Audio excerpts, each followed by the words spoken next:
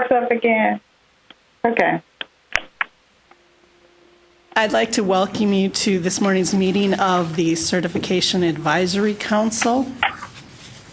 I'm Kathy Mayer, Special Projects Director at the Coordinating Board, and I would like to just briefly introduce the staff here, and then I'll have the CAC members introduce themselves. To my left is Bill Franz, our General Counsel, and to my right is our new Assistant Commissioner, Rex Peebles. We also have on the line one of our CAC members, Joyce Williams. Joyce, welcome. Thank you, Kathy. And we have representatives from ASSET, the accrediting agency, who has submitted an application today. Bill Larkin, is that correct? And good morning, yes. Judy Hendrickson. Good morning. Welcome. If our CAC members could introduce themselves between the notes, the music, we would appreciate it.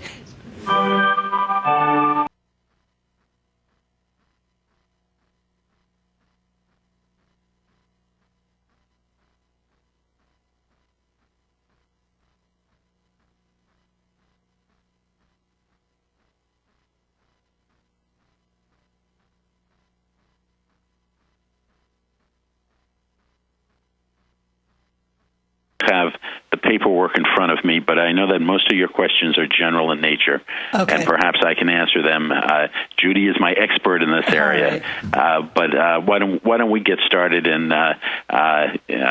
perhaps she'll be able to join us shortly. Okay, I hope so. All right. Well, welcome. We had already introduced the staff and the members of the CAC. This might be her. Hi, this is Judy Hendrickson. Judy, there we go. Okay, we were just getting started, Judy, but I'm glad you're here to answer the questions instead of me, but together we'll do it.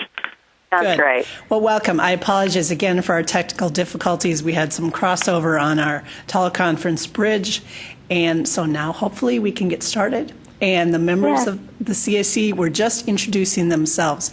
I'm going to start with Joyce, actually, since you are on the teleconference. Joyce, can you introduce yourself? Yes, I am Joyce Williams, District Director of Workforce Education and Development here at Dallas County Community College District.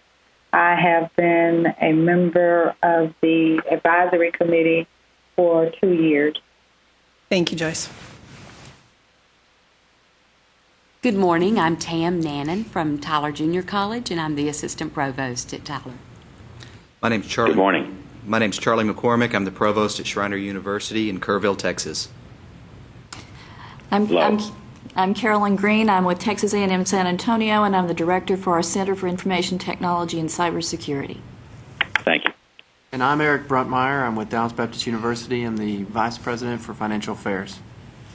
Very good. Thank you. And if, Bill, you and Judy could introduce yourselves as well. I'm Dr. Bill Larkin. I'm the Executive Director of the Accrediting Council for Continuing Education and Training here in Washington, D.C. And I'm Judy Hendrickson, Associate Executive Director of ASSET. Thank you. And our final CAC member, Ellen Runge, is not available today. However, we do have a quorum, and Charlie McCormick has agreed to be our acting chair for the day. So, Charlie, if you would like to take over, and then before we do number 3, I have some explanation. Okay, thank you very much. So our first agenda item today is consideration of the summary notes from the September 5th, 2013 meeting. So if there is a motion to approve those and a second, we'll discuss if there are any comments or corrections to that. Is there a motion? Eric makes a motion. Is there a second? Second. Thank you, Carolyn. Any discussion, comments, correction on those minutes?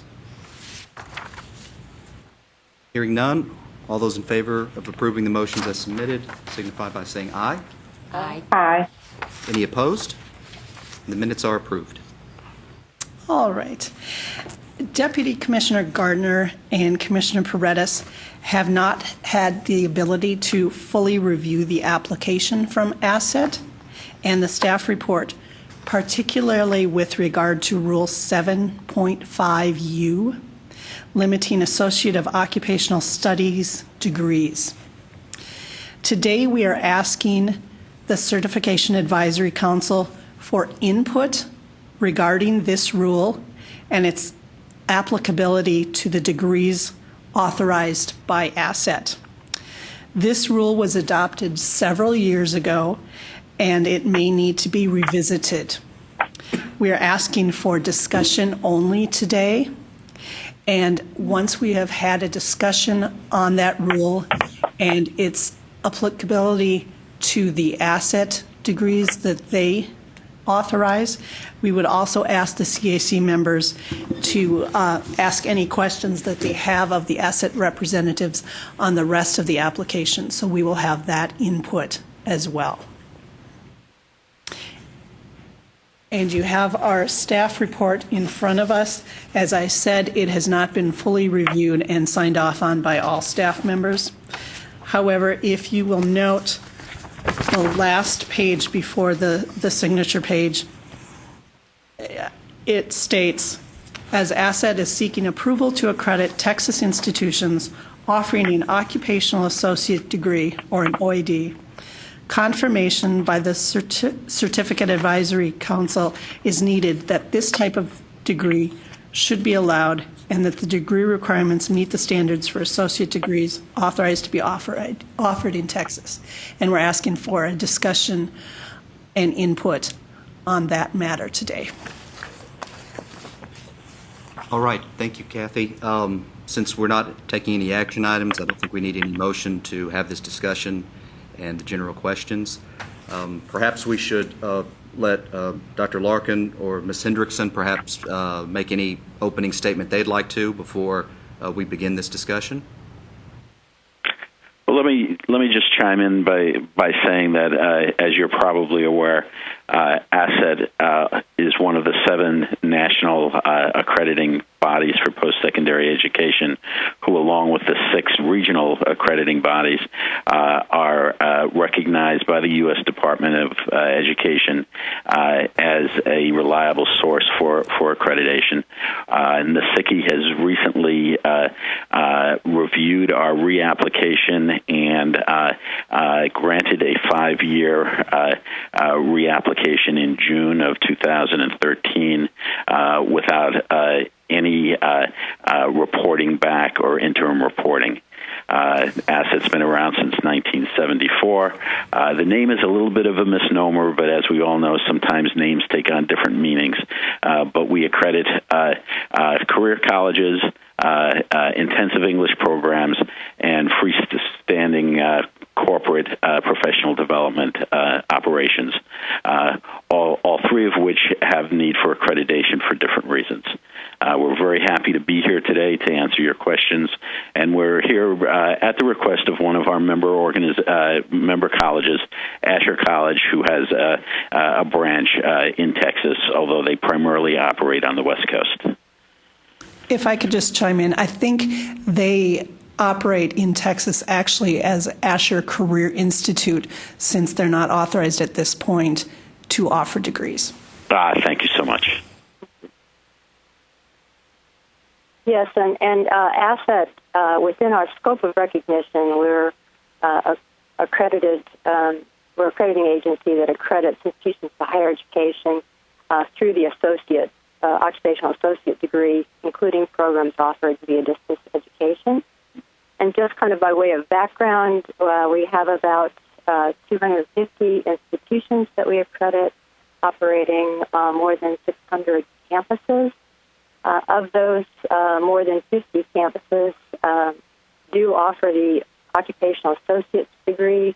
There is an attachment, 10A, that lists those institutions, those campuses, and there was a correction. Of course, Asher does not offer the occupational associate degree at this time in Texas, although it does in 2 other states. ASSET does have 33 standards for accreditation. They align both with the Department of Education's required standards and also the standards that were identified in your application for recognition of an accrediting agency, and that in addition to those 33 standards for occupational associate degrees, there's additional requirements, additional criteria that are identified in one of our documents. Again, just by background, the occupational associate degrees, according to the criteria of assets, must have a minimum of 60 semester credits, of which 15 must be general education. All right, thank you very much. So we've been asked to provide input to 7.5U, and I'll open this up to the council at this point to ask any questions or provide any comments they have on this.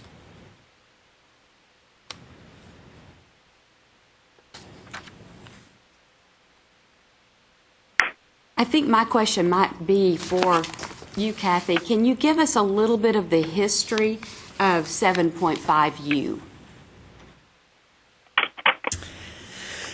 Unfortunately, I was not here when it changed. However, we have had for several years in our rules a limitation on Associate of Occupational Studies degrees. You will note in our staff report, we do have several definitions of various associate degrees. However, at this point, we do not have a clear definition of Associate of Occupational Studies degrees. I need to add. This is Joyce Williams, and I too wanted clarification, and maybe Asset can answer this since they award both the AAS, Associates of Applied Science degree, and the Occupational Associate's degree. Can you tell us, in awarding accreditation to institutions that may be offering both, how do you differentiate that when you're doing your accreditation? Judy, would you like to handle that? We actually we award the occupational associate degree Only. Mm-hmm. And it has the 15 semesters of general education with the 15 credit hours minimum. Minimum, right? Right. And with the focus on being having a specific vocational objective. Yeah, if I might add, there are states that require, 1/3 of the associate degree to be general education, and we have a number of schools, therefore, that abide by that. And if that were the case in Texas, that certainly would be something that Asher would abide by. We have a little bit of a nomenclature situation here in that many of the programs that offer this associate's degree are programs that in other states or other settings might be in a different kind of associate degree, but have a very, very similar curriculum. Yes, and I think that was part of the concern of confusion for me in the state of Texas, because this is has the same criteria and requirements of the applied associate's degree for the state. Yeah. Again, I think we have a little bit of a nomenclature problem here, more than when one looks at the substance of what the degree is, what the disciplines are, et cetera. One of the elements of your associate degree that I wanted to get a little bit of clarification on has to do with the qualifications of your instructors on the general education courses. I know now at Tyler Junior College we require all of our general education instructors to hold at least a master's degree with 18 graduate hours in their discipline, their teaching discipline. And that doesn't appear to be the case for your associate degree. We actually require that the institution meets whatever requirements there are of the state. So if there are higher or more rigorous standards dictated by the state, then they would have to abide by that. But in your application, it specifically says bachelor's degree. It doesn't. A minimum. Mm-hmm. Okay. So if you were to be awarded accreditation approval for the state of Texas, would you then amend that statement to have a statement that says that they must meet the minimum requirements of the state for the state of Texas? Yes. Yes, that's implied. Yes, we whatever standard exists in a state, if it happens to be a standard that's higher, our institutions obviously have to meet that, and we are in total agreement with that.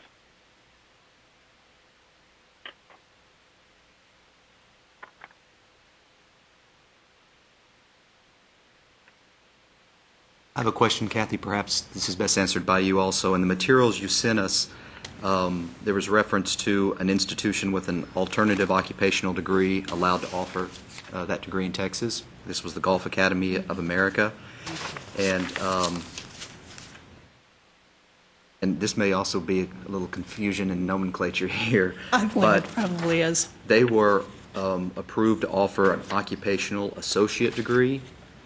And so is this one more institution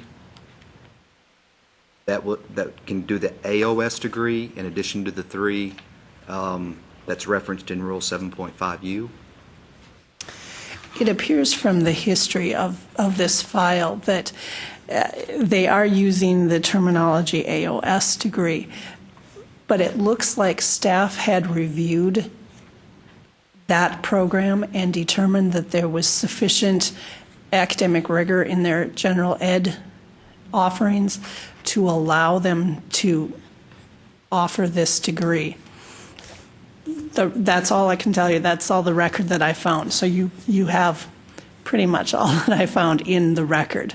But I wanted to note that they had been allowed that. And that's probably another reason why we are asking for your input so that we can revisit this rule and see if we need to modify it or if it is sufficient.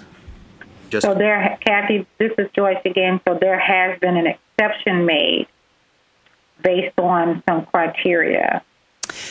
Based on criteria that looks like they had reviewed the actual program. And the nomenclature is confusing because it has a similar degree designation. However, it appears that higher standards were probably used to review that degree and allow it. Okay. And this is a question for the asset folks. So in the exception that we're talking about, there were 10 semester hours in general education. And I believe you just told us, but could you tell us again, what are the semester hours required in general education? It's a minimum of 15. Minimum of 15? A semester, Okay. Out of 60 minimum. But again, depending on what the state requirement is. Exactly. Right. If there's a higher standard, then they must meet that higher standard. Mm-hmm. And both Judy from her time with the Maryland Department of Education and myself as the Higher Ed Deputy Secretary for the Commonwealth of Pennsylvania know that it is not unusual for states to require for any kind of an associate degree more than that, oftentimes 1/3 of the total curriculum, or 20 hours. Perhaps you can help me to understand the benefit to the students of having an occupational associate degree as opposed to an associate of applied science or applied arts. Applied science, I guess, in this case.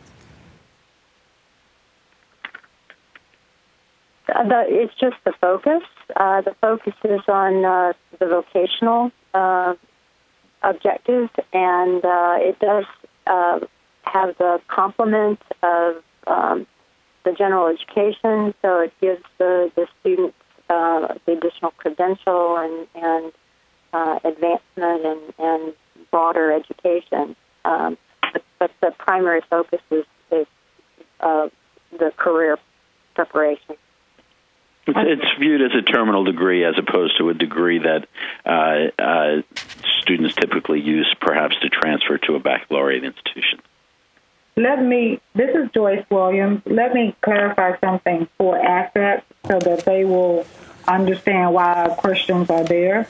The applied associate's degree in the state of Texas is a terminal degree.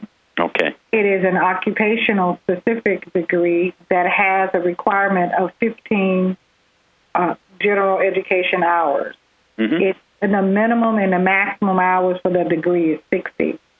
So you can see why we are asking that, because the degree that you are accrediting is exactly like our Associates of Applied Science degree. As a matter of fact, I looked at some of the institutions you have here in some of the areas that you have.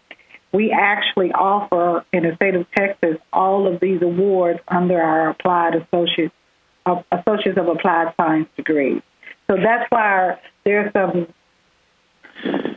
That's why you hear us asking questions, because it's no different other than the criteria for teaching the general education requirement for all of our community colleges is at a master's degree level.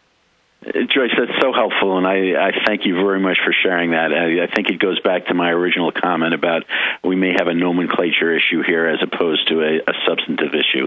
And the only substantive issue that I'm hearing at this point in time is the state of Texas's requirement for instructor preparation. And again, any of our institutions would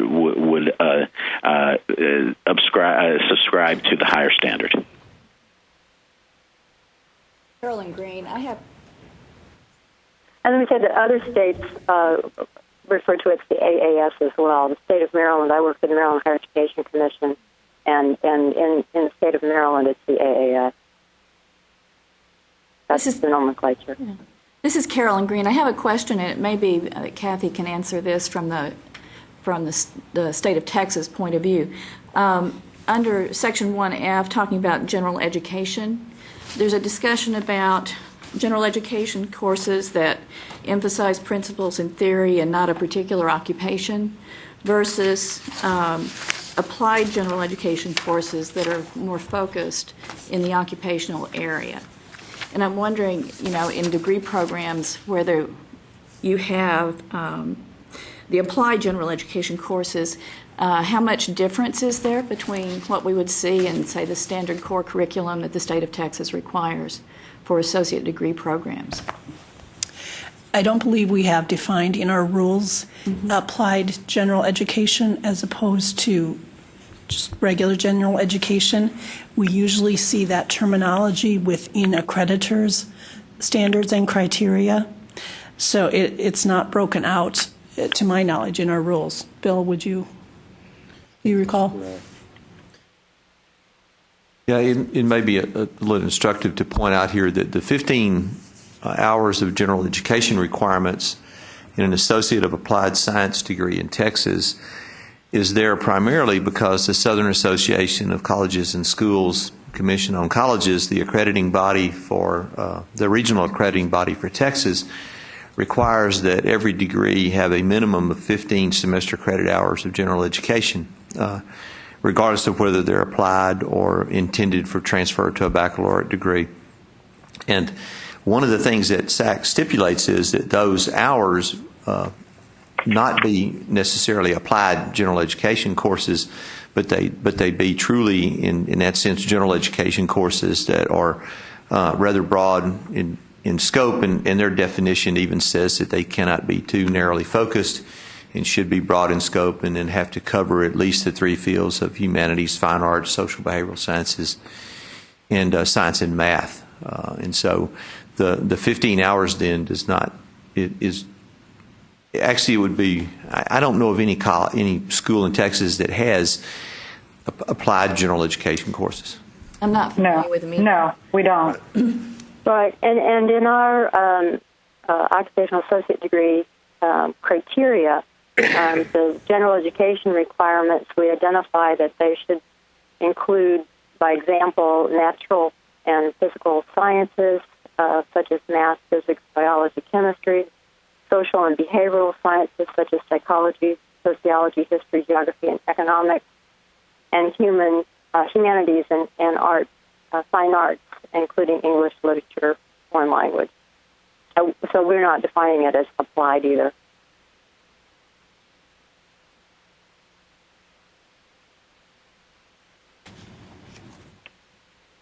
Any other questions or comments?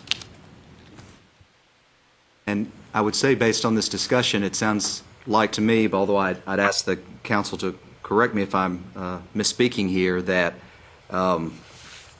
there's been no call for reconsideration of Rule 7.5U, and in fact it appears that the program asset is suggesting would fit into the applied associate degree program category.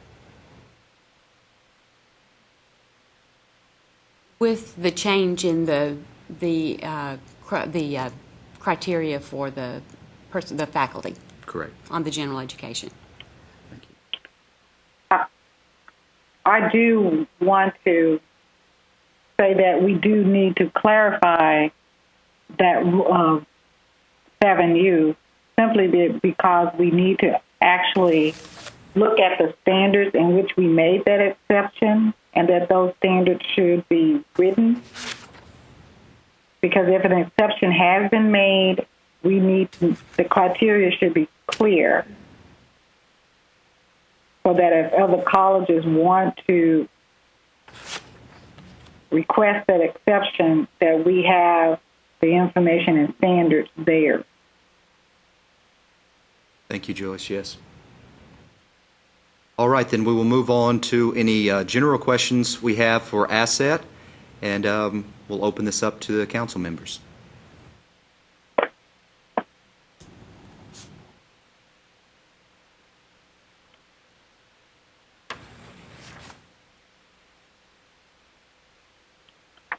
I have a general question for Asset.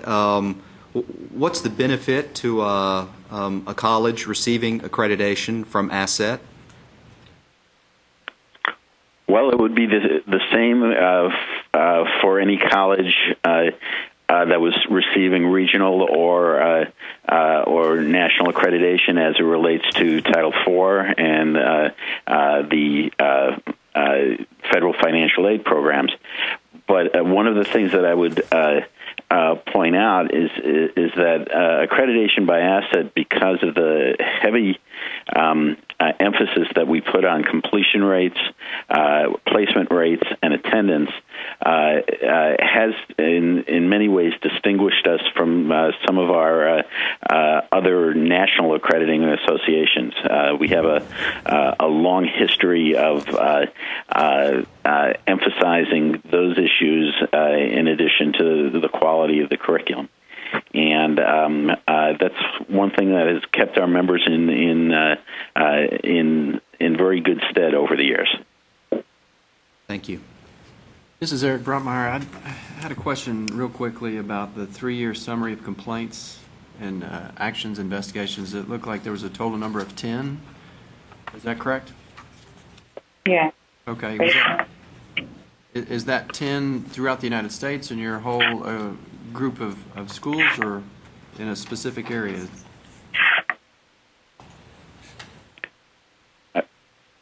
Is that a question directed to Judy and myself? Yes, I'm sorry.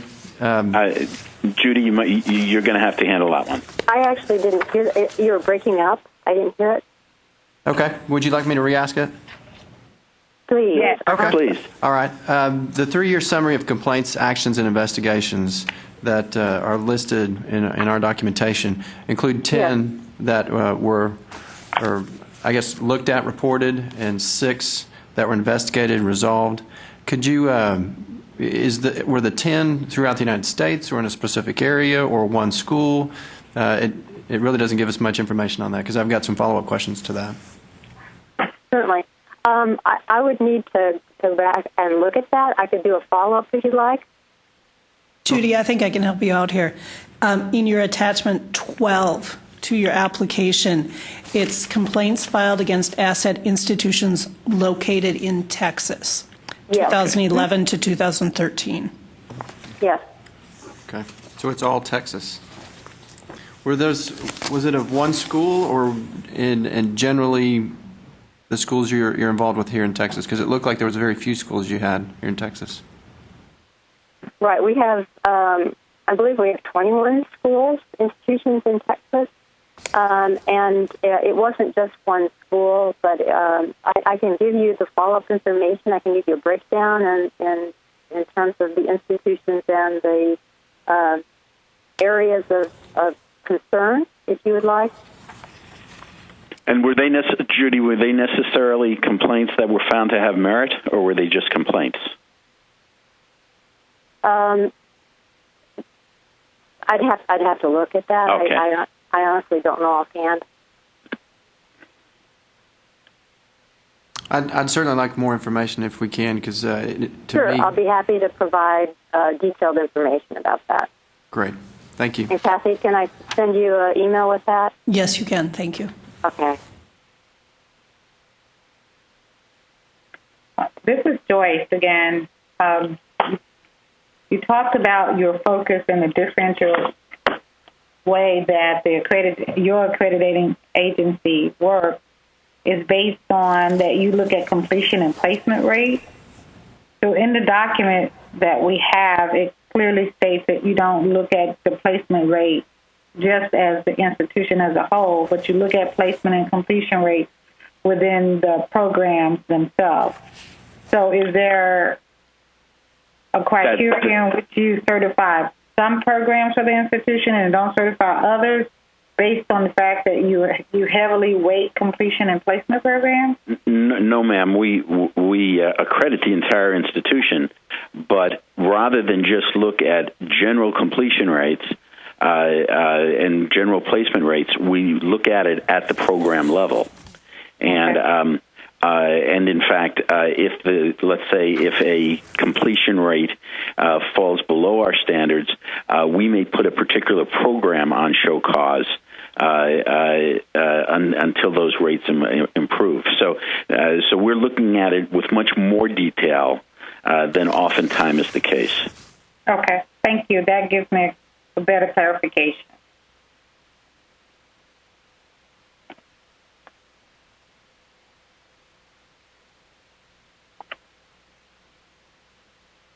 Any other general questions or comments for Asset?